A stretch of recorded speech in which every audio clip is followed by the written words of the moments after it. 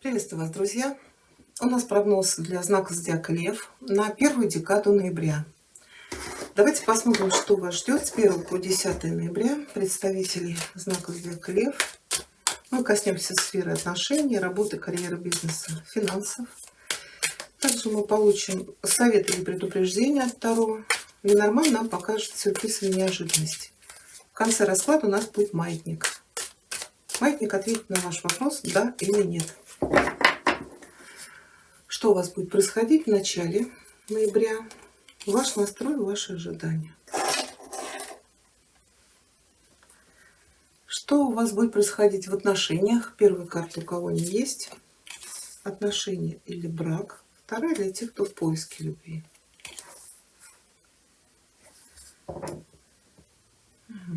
Интересно, у нас восьмерка перешла в девятку, да?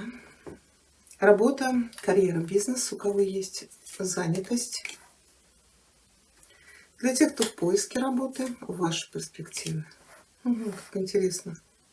Ну, в работе все будет зависеть от вас. Да, ваши две карты. Финансы. А что вас ждет в конце этих 10 дней? Совет или предупреждение от Таро. Так, и сюрприз, неожиданность, Ленорман, Львы, с 1 по 10 ноября.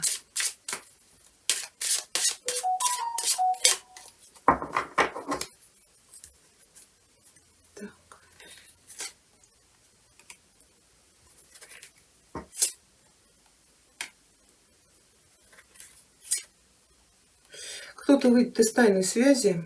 Вот я почему восьмерка и в девятку. Для тех, кто в поиске любви. Тут или две карты говорят, что вы заканчиваете какие-то отношения, но, скорее всего, скрывали. Здесь девятка — это всегда то ли вам сейчас комфортно в одиночестве, вообще никто не нужен. Тем более, если вы участвовали в любовном треугольнике, скорее всего, вы устали. Или вы вышли из-за того, что вы на пороге новой любви. Давайте посмотрим, от чего вы здесь уходите, потому что восьмерка — это всегда какое-то эмоциональное отстранение от чего-то. Вот что-то нам было очень дорого, но теперь нам это не нужно. То есть вот мы уходим в никуда, оставляя вот эти 8 кубков, причем они полные, но они нам не нужны. Кто-то может менять работу. Может быть, вы отказываетесь от каких-то проектов, начинаете что-то новое.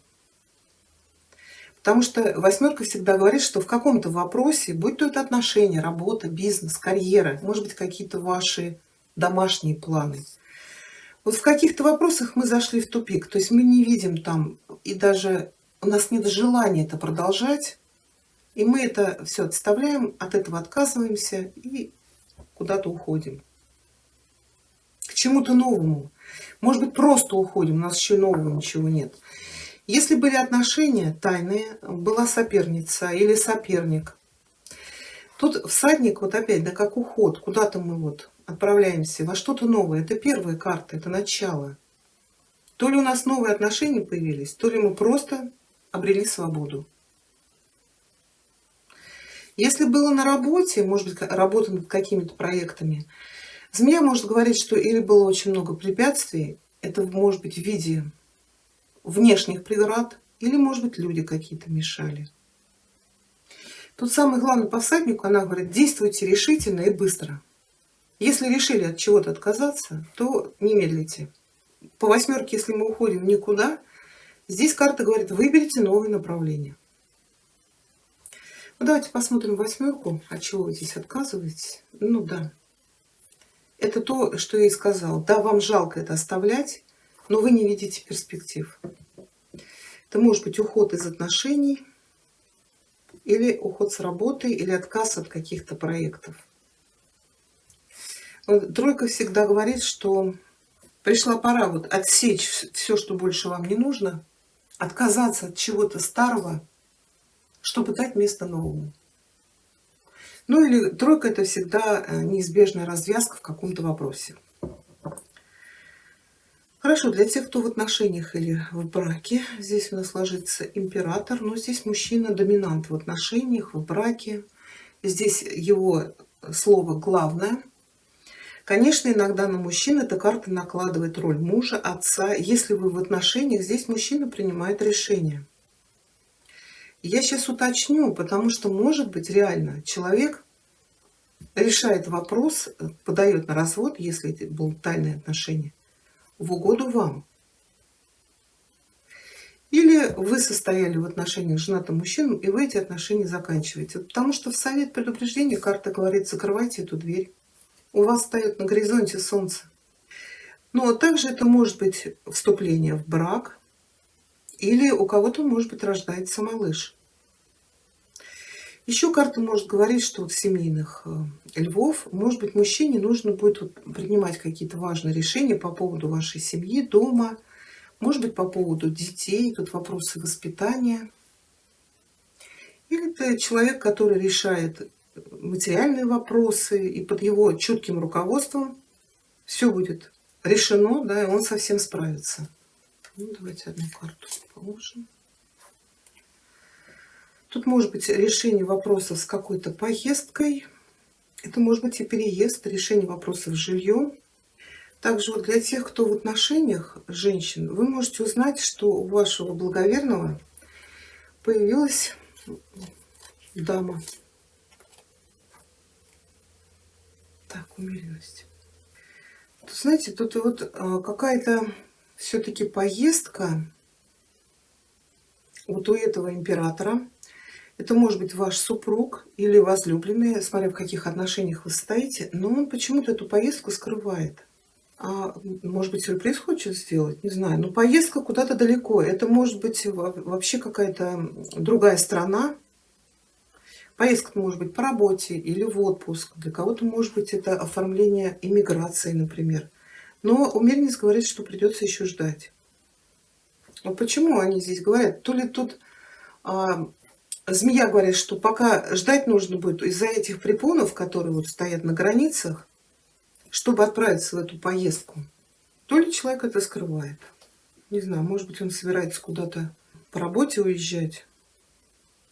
Также это может быть переезд. Это смена места жительства. Но умеренность говорит, скорее всего, не в эти 10 дней, а чуть позже. Еще есть какие-то препятствия. Может быть, вот змея — это какие-то официальные дела, которые нужно решить. Так, хорошо. Для тех, кто в поиске любви, вот я говорю, может быть, вы ушли из каких-то отношений, то ли вам сейчас комфортно наедине с собой, вам никто не нужен, вам нужно вот именно восстановиться. Но также девятка кубков может говорить, что вы на пороге новой любви. Но опять вот здесь книга и змея могут говорить о том, что человек то ли не свободен, то ли что-то он будет скрывать. Может быть, это не к вам относится? Давайте посмотрим. Да, ну вот дьявол все-таки лег. Да, если вы с кем-то познакомитесь, то вот есть шанс, как говорится, втянуться в любовный треугольник. Но также вот кто-то, наоборот, вырвался. И сейчас вы восстанавливаетесь. То есть вы ушли от какой-то лжи, обмана, манипуляций.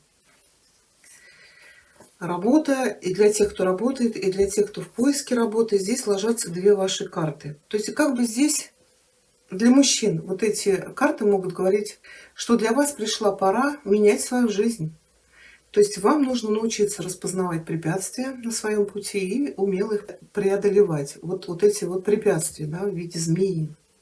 Это могут быть препятствия в виде каких-то трудностей, проблем, осложнений, каких-то помех. Или эти препятствия выражены в виде людей. Как правило, у нас жезловая масть — это люди, которые работают или на себя. Это может быть частный бизнес, какие-то свои предприятия, или это люди, которые занимаются какие-то руководящие посты. Это может быть администратор, менеджер, руководитель. Для тех, кто работает, вот король жезлов говорит, что бизнес ваш развивается. Может быть, вы применяете какие-то новые технологии, направления, креатив, смекалку, может быть, какое-то здоровое соперничество, конкуренцию.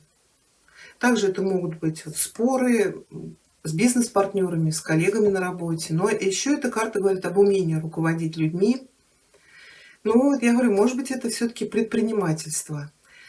Еще она может показывать продвижение в карьере, повышение зарплаты. Но также вам могут доверить какой-то вот объект, где нужно будет руководить большим количеством людей. Здесь карта говорит, если такое произойдет, не бойтесь, вы обязательно справитесь. А для тех, кто в поиске, королева жезлов, если у вас были какие-то проекты, что-то начинать, то все это обещает быть успешным. Потому что вы сейчас будете уверены в своих силах, вы будете точно знать, что вы хотите, как этого добиться. Может быть, даже организуете какую-то команду, может быть, поведете за собой людей. Может быть, это что-то связано с какими-то любимыми занятиями, может быть, хобби, или реализацией в творчестве, или же кто-то может найти какой-то руководящий пост. Давайте одну карту для тех, кто в поиске. Ну, десятка может показывать, или вы уже очень долго ищете, или вас примут на работу.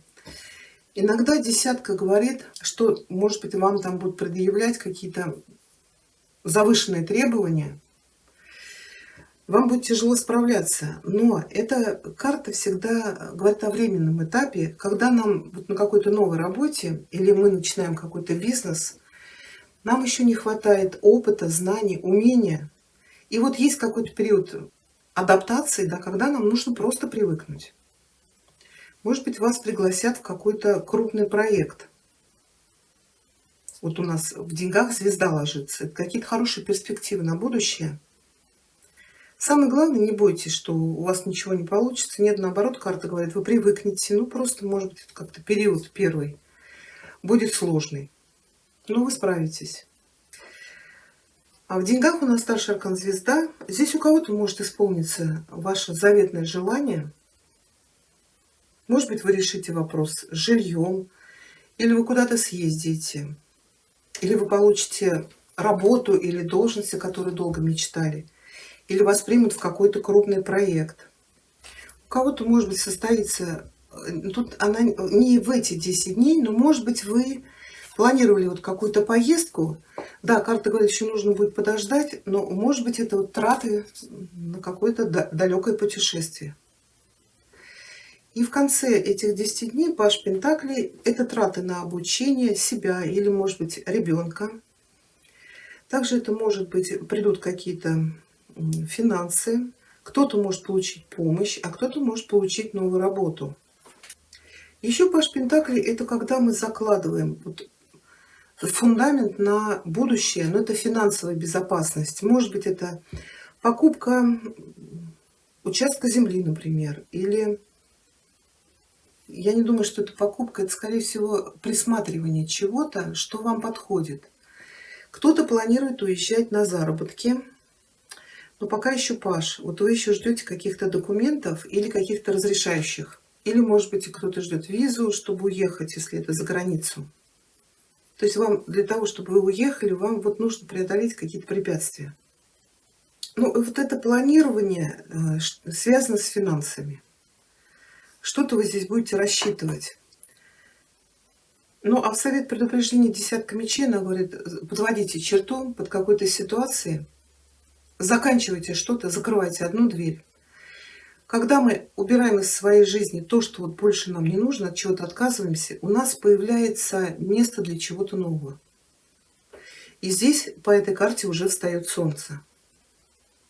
Да, может быть, это что-то болезненное, нам тяжело с этим расставаться. Но, может быть, карта говорит, что вот в каком-то вопросе по восьмерке вы зашли в тупик. Поэтому она говорит, завершайте.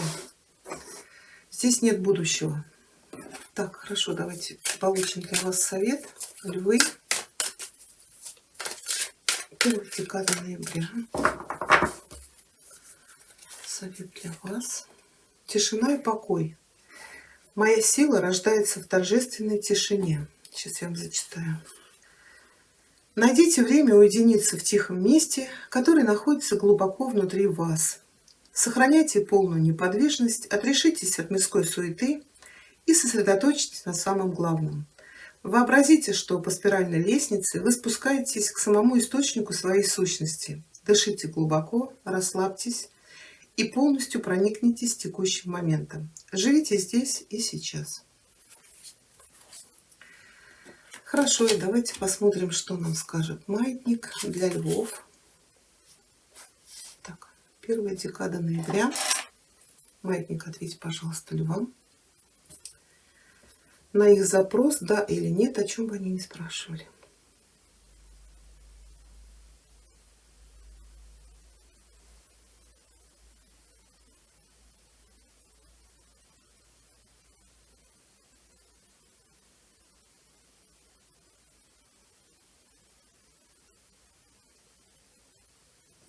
Ответ «да». Вот так у нас с вами получился прогноз. Я благодарю вас за внимание. Всего вам хорошего.